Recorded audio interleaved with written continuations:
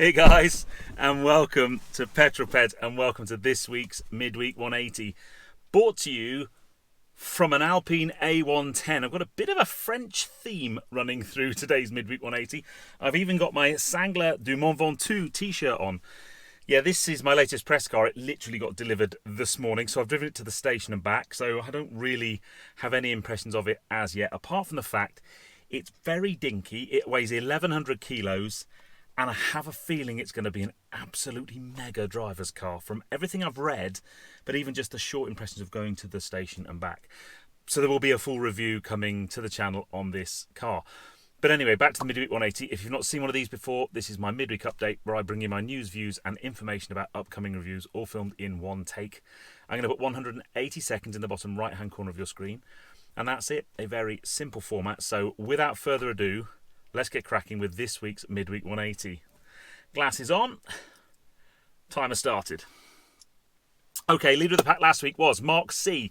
Mate, that is 7 on the bounce. Come on, people. Someone's got to be able to beat Mark C. But you were joined in the magnificent 7 by Ben Higginson, Francois G, Leanne Jackson, Paul Mead, Malcolm Brew and Rod M. So whoever puts the first comment this week, maybe someone other than Mark C, you'll be my leader of the pack next week. And the first 7 comments will be in my magnificent 7. Where are you and what you're doing? Well, that was Alan Sheard, who was actually watching the Tour de France highlights from the Alpe d'Huez day when Tom Pidcock basically gave everybody a masterclass in descending. If you haven't watched it, even if you don't like cycling, find it on YouTube. It is unbelievable. The weekend before, I'd done just over 50 miles an hour on my Bianchi. Tom Pidcock was going down off of this Alp, at one point he was doing about 106 kilometres an hour, so that's over 60 miles an hour. It was absolutely sensational, and basically Alan had the TV on with the Tour de France highlights and a tablet on with me, so that's excellent. Wherever you are right now, whatever you're doing, put it in the comments below. I'll give you a shout out next week.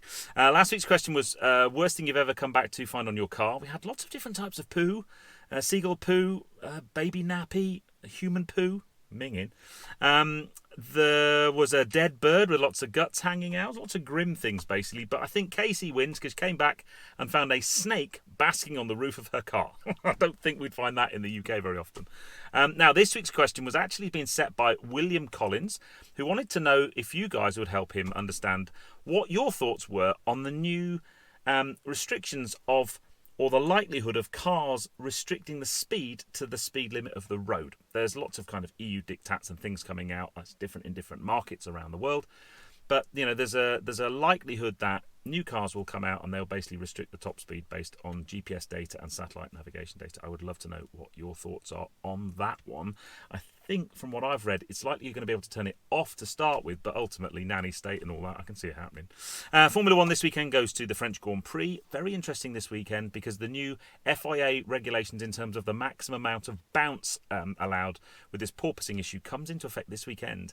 So teams will have a maximum threshold of how much bounce, and if they exceed that threshold in qualifying or in the race, then they could well get disqualified. So I think that'd be very interesting.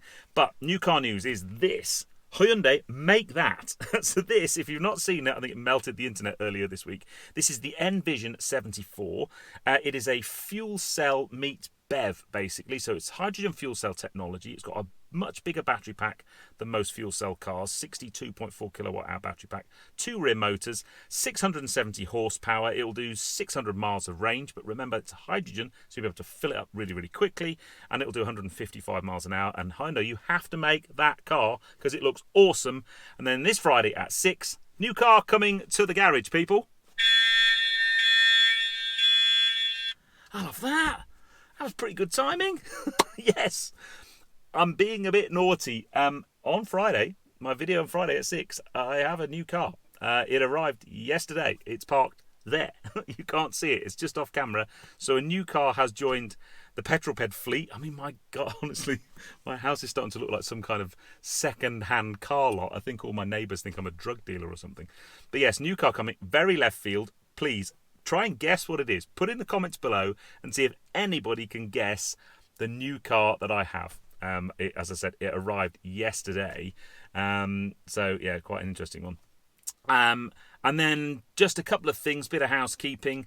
Yesterday I was in Stockholm in Sweden with Kia, driving the new Kia EV6 GT. Now, driving impressions are embargoed until the 1st of August, but I've put together what I think is going to be a really cracking video. We were able to do some really cool things with the car. The embargo drops on the 1st of August, so that's when the video will go live. But I've checked all my footage this morning and it's all come out okay, so that video should be really, really good. Anyway, I'm going to stop gassing on. I hope you enjoyed that one. If you did, give me a thumbs up. Comments below are always welcome. And if you haven't done so already, please subscribe to Petrol Ped for plenty more content to come. And I'll see you on the next film. And Hyundai, please, by the way, if you haven't seen my i20N video on Monday, that's going really, really well. First video I've had for a while that's kind of started to get decent numbers. The Kia Niro video from last Friday is doing pretty well as well. But Hyundai, make that. We want that. I do anyway. It's got to go from a concept to production. Don't change it, just make it like that. It's the coolest car I've seen for ages. Anyway, I've not got the car switched on. It's hot outside. There's no aircon. I'll see you on the next film, guys. You take care. Drive safe. Hot.